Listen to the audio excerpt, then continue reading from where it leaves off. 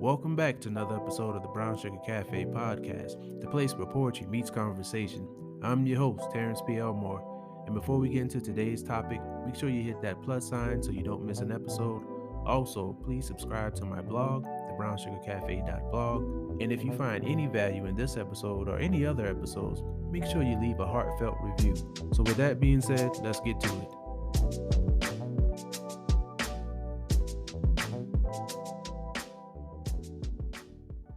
Welcome back to another episode of the Brown Sugar Cafe podcast. I hope that you all are doing well. Hope that you all are taking care of yourself. Today we have another special guest. Go ahead and introduce yourself. Hey, what's going on, y'all? My name is Daniel Green. I'm a video director and artist based in Charleston, South Carolina. What's going on with you, man? We good, man. Weather's nice. The birds chirping. They cheering us on. Yeah. Thank you for joining the show. I wanted to talk to you about your videography, photography, painting. You do murals. You do it all, man. Word. I appreciate it. I was introduced to you by videography. So did photography or videography come first for you? Oh, yeah. I've always been I guess in different chapters of my life, I had a different craft that I was working in, So I was in graphic design, which led to photography. And I was like, okay, I'm gonna make some cool videos to promote my photo shoots. Yeah. And then people was like, hey, them videos fire. Hold on, wait a minute. So my artwork is kind of like tapping back to like my graphic design background and my visual art background in that sense, Wow. Yeah, man, that's pretty cool, man. Knowing that, you started with photography and just capturing stuff. Like I said, I noticed your stuff from your videos, man. There's a couple of videos and I was like, man, this is pretty dope, man. And some of the visual effects you were doing. So how did you get started into, I guess, photography, since you said that videography came second? So at the time, this is when I was going to school. I was going to Trident for graphic design and whatnot. And then, around the time I graduated, I was doing like logo designs and, people were reaching out for me to do album art and stuff like that. And I'll be like, you're going to need a good photographer to get a picture so that I can manipulate the picture. You get the best quality out of, And then part of my curriculum was to take a photography course. So at that time, I was already picking all the photographers' brains. So so I decided to, might as well just try my own hand at it, whatnot, and see where it get me. Nice. Yeah. Okay, so graphic design leads to photography, leads to videography. What would you say you've learned during that process, just going from graphic design to photography to videography? What was that experience like? I learned that you got to start your audience all over again every time you do something new. Wow. Yeah. Cause you would think, be like, all right, people know me for this thing, so Yeah. I'm just going to offer another service, or I'm just gonna be doing another thing, and y'all gonna follow, y'all gonna stay with me, right? Yeah. But when you do the other thing, it's almost like you fresh on the street, and people like, all right, so why should I believe that you're as good as you say you are? And it's like, because of everything else I did. No. Yeah. Right. Hey, man, I feel you, because when I started, I went from doing like poetry to doing a podcast. I thought the same thing, like, okay, everybody just rush and jump over. And then you come to that realization, like, just because they like what you're doing one thing, it doesn't mean that next thing is something that they even like at all. Yeah. They want you to stay doing the same thing that they familiarize you with, Yeah. When it came to something like that, how did you overcome that? Or are you still trying to overcome that? Or is it a problem now? Or everybody pretty much kind of goes with the flow now? How did I overcome that? Yeah, you just got to do it enough times, bro. If you do something one time, it's an event. If you do it a few times, it's a trend. But we continue to do it, then at that point it's a movement. Mm. People love a movement. Hey, with the mic drop. Hey, he right. Man, wow. You know what? Yeah. Speaking of a movement, I was gonna ask you this later, but I mean, since we talking about movements, Yeah. we can talk about this now. The sunflower, Kai. Yeah, yeah, yeah. Now, I remember some years ago, I was talking to my sister Trinice, Yeah. and she was telling me that she had a friend that really liked sunflowers. She didn't say a name, but Yeah. after you jumped on the scene with Kai, I'm assuming you were who she was talking about. So when did you Yeah. get into like sunflowers in general? You know, what is it about sunflowers? Hey yo. So I did a music video for a guy named Mo Work. The song's called Go Daisy. In Okay. the video, he wanted to make a reference to Fresh Prince of Bel-Air when they had an episode where he was dressed up in the flower suit and he had to sing the song. Yeah, I remember the episode. So this was like a callback to that. But when I did the music video, he asked me to, make it as creative as possible. So I'm like, okay, well, let me wear the suit and, I'm gonna just, it's called Go Daisy, like driving Miss Daisy. So I'm gonna be in the suit, driving a car, and I didn't even have a car. I'm gonna have a blank steering wheel cover. You know what I'm saying? Yeah, Just yeah. silly, right? But people recognize me from that video. And so every time they see a sunflower, they're tagging me and so I already had, people were familiarizing me with the sunflower from that. And then when I recognized that, I was at a point where I wanted to do brand deals and stuff like that, Yeah. but I felt limited because what I was known by before, photography, videography, I felt like I needed something a little bit more special that can visually represent me. Like if I did a collaboration with Nike, I wouldn't just put screenshots of my favorite videos on a shoe. I mean, I could, but Yeah. I thought it would make more sense if I create a design that says all of that for me. And so inspiration upon inspiration upon inspiration. That's how a sunflower turned into the character. Man. So how do you go from that to, you said developing the character, but how did you go about bringing this character to life? I was going on a spiritual journey at the same time I conceived this idea. Uh and going down that journey, the first thing I wanted to tackle was like self-love and just the self-care aspect, and that's what got me into drawing again. Because for years I realized for years I was the only time I would draw was when I'm sketching a logo before I design it, or I might be drawing a storyboard for a video I'm about to produce. But I hadn't for a long time just drew something for the sake of drawing it. Um, Mhm. and so that put me down a rabbit hole of other ways that I can better myself mentally and spiritually. And so all of those became metaphors for different things that I plug in throughout my artwork and things like that. So I got really introduced to the love and passion for art. Probably in like third grade, I walk into the class and there's a piece of paper on the ground. It was a graffiti tag. I never seen it before. I was like, yo, this is cool. And I went to New York sometime in maybe fifth grade, and that was when I first got exposed to like the large scale murals and the colorful artworks, and I didn't have a lot of resources around me I was familiar with where I can just tap into a community and learn about this stuff. So I went on the internet, I went on the blogs and the forums and the websites, and I found the communities there.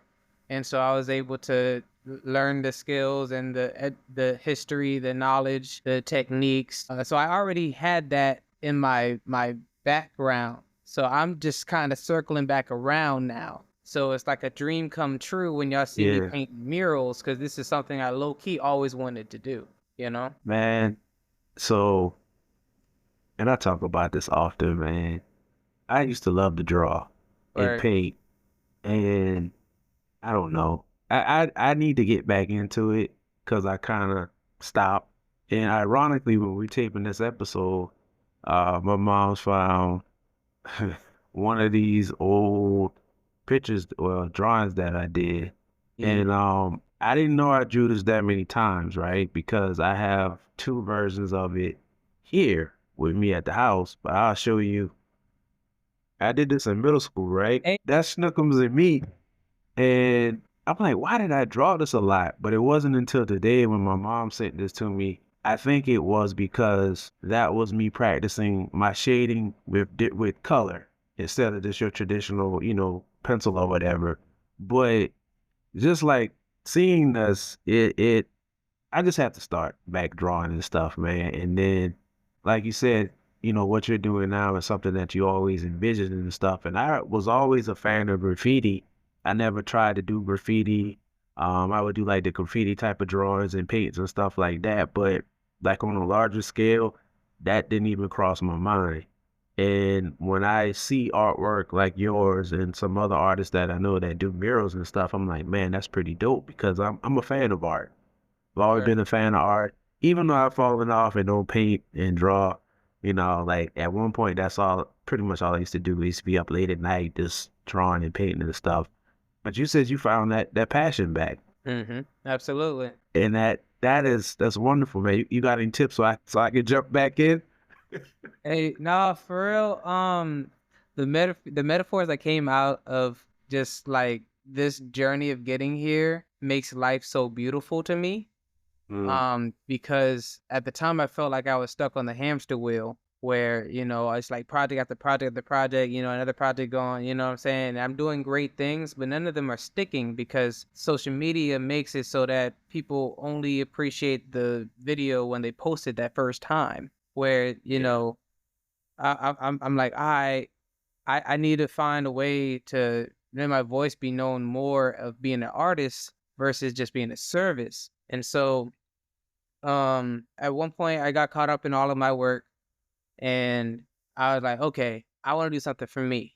I went to what everybody do when they get excited. They go to the store and they buy a new sketchbook. They Yeah. come home, they get fresh pack of pencils, a good eraser. It's like, all right, we about to draw something. Yeah. And then you stare at it forever because you don't know, you Mm, have no inspiration for nothing. You know how to do these things, but you lack purpose right now. You don't know what you know what I'm saying. yeah. And so what when I was able to stop and smell the flowers, bruh, I was like, I want something, and so I was like, what already represents me? What is something that's already representing me right now? As simple as like a sunflower emoji at the time that I would just post all the time. I was like, okay, this is something that kind of calls to me, so let me build something off of that. Yeah. This is where I happen to take it, but as far as like, how to get yourself into the groove of things, finding a piece about yourself that already kind of represents you and just giving that piece of you a visual, Yeah. So now I'm thinking about I guess, would you call it your branding, Art of Daniel Green? Yeah, yeah. Like when you created that name, was that intentional as far as capturing everything that's going on in your life now? Did you see that happening or did you just like the sound of it? Like, Art of Daniel Green, that sounds dope. Yo, when they say that, like, when life gets frustrating, you're supposed to turn it into art. Yeah, yeah, So, way back, probably like 2018, something like that.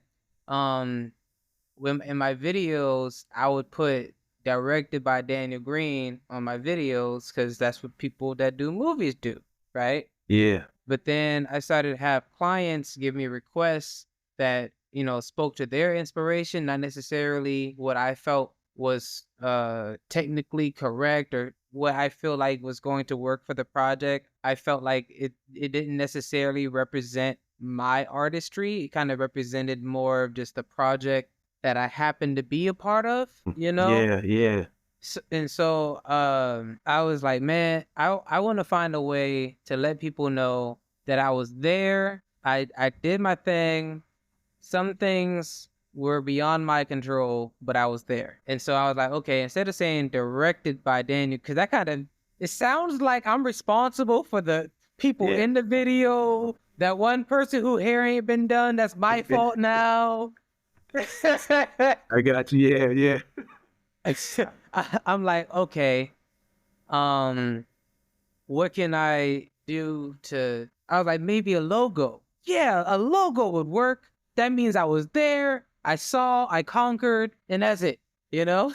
My logo is something that was really in the works for too many years, bruh. Like, I've been trying to figure out a logo since 2012, and I went through many iterations of what I thought was going to be the logo until around 2020 when I scratched all of my complicated ideas and decided to go with something. I was like, what's the simplest I can go? And I was like, what's the simplest thing I shapes? Yeah. There we go. Boom. And so the A became a triangle and the O became, you know what I'm saying? So Yeah. and whereas the name Art of Daniel Green, I needed something that was encompassing to everything that I was gonna be doing. Cause I was one of the people who was like my name used to be like Daniel Green Design and Photo. you know? Yeah. Yeah. you know, so uh yeah, it takes all of those different experiences and stages to get to something that makes sense, you know? Yeah. I love your logo, man. I don't know, it jumps out, man. Like the shapes, you hit the nail on the head, man. And then it's like yeah. it's simplistic as it might sound to my listeners, it's fresh, man. Like when Right. you see that, you know that your hands have been on it, man. That's love, man. How did you get into doing murals and like what was your first mural commission? So, all right, I was talking to my homeboy. I was like, "Yo, I want to start doing murals, but ain't no legal areas around here where I can just do murals without having to worry about, you know." Yeah, So he was like, "Well, have you been to the graffiti park?" I was like, "What do you mean graffiti park?" He's like, "Right there on Goose Creek." You lying? yeah, I pulled up. I was like, "What is this? What do we have here?" And this is like a big slab of like wall just sitting there. And you it's free to come out and do your thing. People paint over. It's just an ever revolving wall. So yeah, I'm like, okay, well, I'm gonna use this as an opportunity to practice something. It don't matter if somebody paint over it. I'll take a picture and I'll use it for something. And so that's how I started building like a portfolio. Um, then I really scratched that itch when I went to Atlanta with it. I started like tapping into the communities out there and finding out like the different spots that are out there. So I was able to just run up and find places and yeah, like really, really feel that like that freedom that I was looking for. Um, and the community out there is very supportive. And people just started seeing it from there for real. I was at painting at the wall, and my first commission was really my first commission was before I was painting walls. I painted a little library in a small town here in South Carolina. A couple hours away. I can't think of the name off the top of my head. But it was something that was representing like the kids and the like the books and stuff like that. And then when I did the walls, my first commission was actually a statue. A random guy came up to me with a gray statue and asked me if I can paint there's a statue of a fish, and he wanted me to paint the fish back to the statue. and so okay, yeah, I was like, "Yo, this sounds fun, bro. I don't know." yeah, So I looked up a fish, and I was just like going back and forth, and it looked, yeah. So like I said, bro, like God just be giving me like what seems like a random scenario to just give me a gem that I really needed at that time, you know? yeah, yeah. Throughout this conversation, you've made several references to community and tapping in with people. How important is community in the art space to you? Without community, we feel weird. You need like-minded individuals. Hey, You know what I'm saying? You need people that understand the the things that you're trying to accomplish and the things that frustrate you. You need somebody that can understand the little nuances of your world, you know? So I think community is everything. Now I'm still learning the power of that because I'm learning something from people that I wish I knew a while back. And you wouldn't have those connections without putting yourself out there and making some friends, you know? that's very true. That's very true. I like how you put that, man. You feel weird. It's like, yeah, if you don't have those people to reach out to and talk to and just bounce ideas out of, man. Yeah. Because I know, like I have some writer friends, and just sometimes they don't even have to say anything. I just be talking my thoughts out about how to write something, and then as I'm talking, I'm like, "Ah, I could do it like this, or do it like that." Man, what do you think? They're like, yeah, they give me feedback or whatever, but it's like, and I'm like, thank you for your help. And they're like, I didn't say anything, just listen. But it's just something about, being in a space, whether it's like in person or over a phone call with somebody who can relate to what you're doing. Absolutely. So I really appreciate community. So with that being said, I need to get around some artists more and maybe pull that thing back out. Hey, yeah, man. Get on the the brown sugar canvases. Hey, right? Man, yeah. Because this is another reason why I decided to make sure I got some artists on this season because, like I said, I've always been a fan of art and just in creativity in general, man. Art, photography, videography, poetry, like that Renaissance stuff. I just Mhm. always been a fan of it, man. Like movies and television and cinema and things like that. This always been my vibe. You've actually been an actor. Yeah. He loves me not. Yeah, how was that? That was really cool. Because like really to be real, that experience showed me how well of a director I was.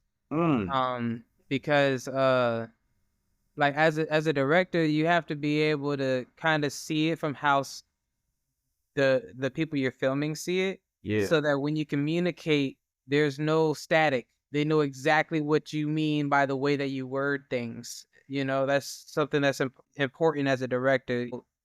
Being a director and now being an actor, I had to exercise my spatial awareness, and it was like almost like a outer body experience. Mm, I'm yeah. acting, but I'm conscious of how I'm being viewed from the outside perspective, so I can give myself the advice that I would give someone if I was directing the set right now.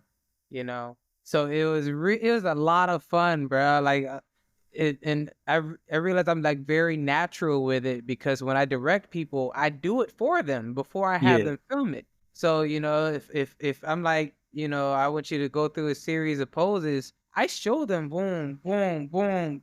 Like, so me actually being the actor to do this role this time, I didn't have to think about how I'm going to give my body language. Now my task was to make this character come to life, you know? Yeah, yeah. So it was a mental thing where it's like, okay, this kind of a person, how would this kind of a person react in this type of a situation? Like, what would their language feel like? What's my tone? Am I arrogant? Am I, cheerful? So thinking how I was going to deliver that from a character perspective was what I probably had the most fun out of when I was doing that project. So like the person who played my girlfriend in the scene, um her name is Crystal, Crystal the doll. So she's a well established actor in the like the markets that our movies in, and she was great on set. She was very like hands on, and she was able to like give perspective to make the project a better experience. So there was times where she would give me like a pointer, and I'd be like, "Huh, you right? She ain't you." Yeah. So Yeah, I love putting myself in the position of a beginner, you know, no matter how much Really? I know about something. Yeah. Why is that? I love learning, bruh. You know, ain't no ego about me, bruh. Like, you know, like I understand that I'm very talented. I understand that Charleston loves me, but I also understand that I can walk down King Street and nobody know me, you know? Yeah. So, you know, I try not to, you know, think that I know too much to learn something from somebody who just started, you know? That's one of the things I appreciate about you is your character. I feel that, man. I always say that we can always learn something new, and we should never be like we think we know it all. Exactly. I love learning stuff too, even stuff that I think I know. If somebody has a perspective, I want to hear it because I'm like, that's only one perspective that I have. There's so many different perspectives of different things, and Mhm. especially like when learning things when it comes to anything dealing with art. Oh man, that's it's so many different variations, man. And I think Yeah. that just in general, people do themselves a disservice where they think that they got it all or they know it all, and nobody can teach them anything. Right. You do yourself a disservice, bruh. Yeah. And if you in the art space, you doing other people a disservice too, man, because the things that we do and the things that we create, you know, yeah, they're ours, but it's for other people to enjoy. Right. Exactly. So if we on this whole ego thing and not trying to get better, like how many people are we missing Right. Right. because we got the big head and think we know it all? Yeah, that's why I don't like gatekeepers, Man, you don't get me know? started. You know, I feel like you did a post about gatekeepers one time, man. And it's bananas, man. Like Yeah. it's a Yeah. lot of stuff, especially with like the people who somebody told them. It's like, Right. why are you gatekeeping? I mean, in general, gatekeeping is whack, but it's like somebody told you. Yeah. You didn't make Yeah. this up. Or yeah, or you stumbled across something or whatever, but you know, yeah, when I was starting, I felt like I had to just figure everything out, you know. But then I met people like Trinice, and you know, it's like, oh wow, you got some people here who really care about each other growing, you know, and that type of you know, being around that type of energy, you know, we're able to build a healthy community of several of us that feel that same way. So you know, you just got to go with you where the you know, the current take you, bro. Like, you know, don't Yeah. go against it, you know.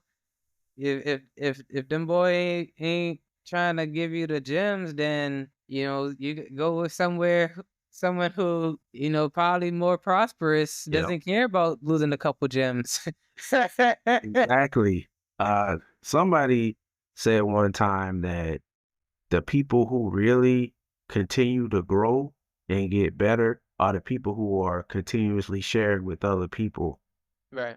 because they're actually fine tuning what they're already doing. And then Mm, that stuff, reciprocates, man. When you give out, to people and you help people, that stuff comes back. But if you right. try to like gatekeep, man, gatekeeping is like just holding on like somebody putting up a dam against a river, trying to hold everything in. Yeah, And then right. it just bursts, you 'Cause know? eventually we gonna knock the wall down and you could be mad. Exactly. And you could have been on the other side and networking and doing things together, but I mean, we could do a whole show about that, man. Yeah. Speaking of the shows, you have a YouTube show, the Daniel Green Show. Ha, yeah, yeah, yeah, Man, yeah. tell me about that. What was the brainchild behind that? So when it comes to content, I see myself as more of a like a producer standpoint because like, you know, several of the music videos that I film, I don't just film it. I don't just direct it. I create the concept, I find the locations, I work with the casting. I draw the storyboard ahead of before we even film it and I basically make a animation of what the video is going to be like before I film the video. Um, and you know, I have several clients who I've made several videos for, and when I thought of things from, I guess like a Hollywood perspective, I was like, okay, so you know, this person has this series of videos that I'm making for them. If I change my wording, change my verbiage, it sound better. You know, instead of saying I have a returning client, I can say that I produced a series of videos for Mm, this platform over here. yeah, And I have several series of videos that I do for yeah, different people platforms. So I'm like, okay, at this point, I'm more of like a network. So I'm thinking from a network perspective, I'm like, okay, I would like so I see myself. I'm super inspired by FX, the network. yeah. So like I love like how whenever they promote something with their commercials are always super creative and funny, and their posters for the shows are always super depth, like really well done, great photography, great design, and the shows that they have are great shows that make you think. They're Oh yeah, conceptually done. yeah, They're always outside the box, so for a long time, I've been modeling myself after, it's companies like FX or Netflix, stuff like that. And so I was kind of getting my like kind of like the layout of what I offer and, kind of modeling it after that. And so I came to a point where I needed my own original content to really, bring out my own creativity and yeah. you know what I'm saying? So the Danny Green show is really just kind of like scratching that itch just a little bit. Uh, because as you follow the show, I'm going to expand and explore into, so much more material than what appears to be just like a vlog video. Like it's a place where we can come together and explore how we're perceiving life, like like the surface level and the undercover stuff. So yeah, I get to have a lot of fun really telling my perspective of what my life is like from that show, and that's going to give me like the springboard to launch the other ideas, the other shows that I also am producing. And then from at the top level looking down, you'll be able to see Art of Dana Green as a network the way I see it. So you have your original content, and then but other networks, other like big production companies, they don't have original content plus services. You know Right. what I'm Yeah, saying? yeah. You know that if um Paramount is dropping the movie, you know it's gonna be a good movie. But you don't necessarily know that you can reach out to Paramount and have them make your movie just as good. And so that's how See, I'm gonna change the yeah, game. I like that. Yeah, wow. Yeah. Man, yeah, I like that because the proof is in the pudding. It's like this is the original content. Here's everything underneath the umbrella. Here's the proof. Right. Man, I would have never thought that was the brainchild behind your show, man. That is wow. So, as far as the content goes, is it hard to kind of get content for the show, or it's just easy because you're constantly doing things, you're constantly creating, you know, have you ever found yourself running into like any type of block or anything when it comes to putting together some content for your show and like future episodes? When it comes to just the balance between content for me and content for you, I find myself uh like having a pause on the content for me while I do the content for everybody else. So that's just one thing that I'm working on, because it's easier for me to build teams for the content that I produce for others because, whatever comes in is going out that way. Yeah, yeah, Whereas, building a team for the in-house content is going to require, bigger scale. In the meantime, I'm gonna just, do what I can, drop a painting here, drop an episode there, just so that, just so that we have that, and we're still on that journey. But in the meantime, you still gonna see me, you oh know what yeah, I'm saying? Yeah, so like yeah, something getting done, yeah, but But I never forget that one idea I told you I said I was going to do, because I'm going to do it. I coming. Yeah, exactly. Man, what's one thing about you that most people may not know that you wish more people knew? If there's something that's about me that people don't know, I probably don't want people to know it. Hey, that's a good answer. Yeah, I'm a very how can I say, like, I'm very easy to know, but like doesn't necessarily mean you know me, Mm, you know? I feel you. You Yeah, know, I think we all should be that way, yeah, like yeah, online and in networking, you know what I'm saying? We want to be very personable. But like, at least think 1 or 2 steps ahead, don't yeah, you know no, no, yeah, yeah, yeah, yeah, I gotta, when I tap out and I'm just chilling, or like like, so a lot of people like trust me in a real life kind of way, like like I'm a very empathic person, so I make real genuine connections with yeah, people. yeah, So people know me to be able to have like a real life serious or tender conversation, and be able to trust me in that kind of intimate space, or trust me with I don't know, whatever you told me not to tell nobody, yeah, yeah. so I think it just helps when you're just a genuine person all the way around. Like if y'all see me on public figure mode, you know what I'm saying? I'm not doing it as like some type of a mask. I'm really like, yo, this is the same person that you gonna meet, like. So I don't really know how to put on a fake persona to try to get views. This is just what you gonna get. Yeah. But when you do meet me, you'll just find that there's a lot of depth to me. So when you see what you see on the lines, on the internet, whatever, like whatever project I'm working on, whatever, I don't just so happen to do things well. Like there's a mindset that comes to this. I was about to ask you if you had any final words, but Yeah. that was good in itself. Unless you got something else you want to say, anything else you want to drop. Oh, word. No, man. Not really by myself, but for people. I just feel like anybody listening, I hope you're having a good day on whatever day you're listening to this. And whatever's in your head, get it out. Know what I mean? Before I let you get out of here, let the people know how they can support what you're doing, how they can get in contact with you, so they Word. can hire you. Any Yeah, yeah. information you want to share, your socials, Yeah, anything you want yeah. to share. Yes, sir. You can find my material, my content, my art on all things Art of Daniel Green, artofdanielgreen.com.